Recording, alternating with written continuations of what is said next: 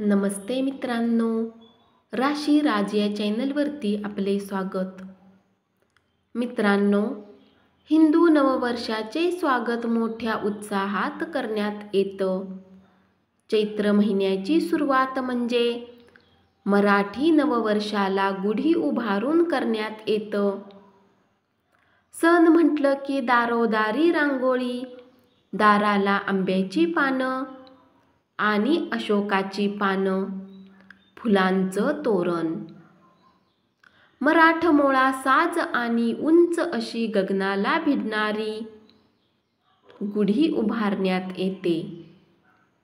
नैवेद्यासाठी श्रीखंड पुरीचा बेत केला जातो किंवा पुरणपोळीचा.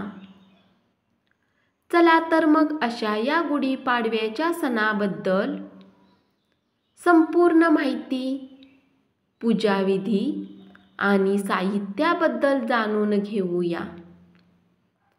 मंगळवारी 9 एप्रिलला सकाळी 6:02 ते 10:17 पर्यंत गुढीपूजनाचा शुभमुहूर्त असणार आहे. आज आपण पाहणार आहोत गुढी उभारण्यासाठी लागणारे साहित्य, गुढी उभारण्यासाठी पूजा साहित्य, गुढी उभारण्याची पूजाविधी आणि बरेच काही. चला तर मग मित्रांनो जाणून घेऊया गुढी उभारण्यासाठी लागणारे साहित्य. वेळूची काठी, कडुलिंबाचे पान, आंब्याची पानं, 2 तांब्याचे कलश, काठापदराची साडी, ब्लाऊज पीस, साखरेचा हार, खोबऱ्याचा हार, लाल कलरचा धागा, चौरंग किंवा पाट, फुलांचा हार. पूजा साहित्य: कलश, हळदी कुंकू, तांदूळ, पाणी, पंचामृत, साखर, पिवळे चंदन, अक्षदा, थोडी फुलं, आरती, धूप, अगरबत्ती किंवा कापूर, लक्ष्मी मातेची नाणी, सुपारी, पानं.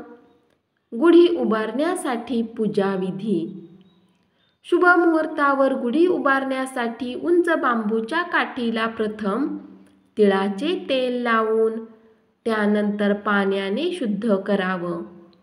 त्यानंतर काठीच्या वरच्या टोकाला स्वच्छ वस्त्र किंवा साडी चोळी, कडुलिंब, आंब्याची ढाळी, फुलांची आणि साखरेच्या गाठीची माळ बांधावी. त्यावर चांदी किंवा तांब्याचं कलश उपडं ठेवावं. ज्या ठिकाणी तुम्ही गुढी उभारणार आहात तिथे चौरंग किंवा पाट ठेवावे. त्यावर नारळ ठेवून कलशाची स्थापना करावी. त्यानंतर यावर तुमची मानाची गुढी उभारावी.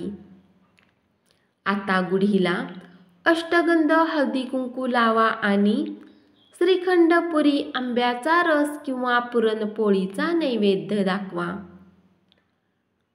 चला तर मग पाहूया कोणत्या दिशेला गुढी उभारणं शुभ असतं.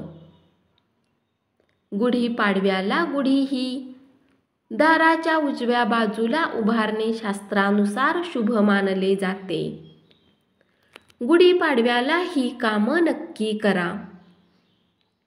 गुढीपाडव्याला ब्रह्ममुहूर्तावर उठून स्नान करून देवाची विधिवत पूजा करणे शुभ मानले जाते. गुढी उभारण्यासाठी लागणाऱ्या पाट किंवा चौरंगावर पांढरा कपडा टाकावा. त्या पांढऱ्या कपड्यावर हळदी कुंकू आणि अष्टकोनी कमळ तयार करावा.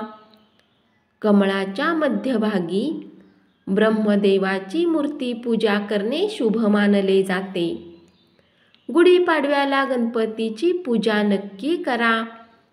त्यासोबतच ओम ब्राह्मणाय नमः या मंत्राचा 108 वेळा जप करा. गुढीपाडव्याला कडुलिंबाच्या पानाचे मीठ, हिंग, जिरे, काळी मिरी आणि साखर घालून चटणी बनवा आणि त्याचे सेवन करा. धन्यवाद. अशीच माहिती ऐकत रहा आणि चॅनलला जरूर सबस्क्राईब करा.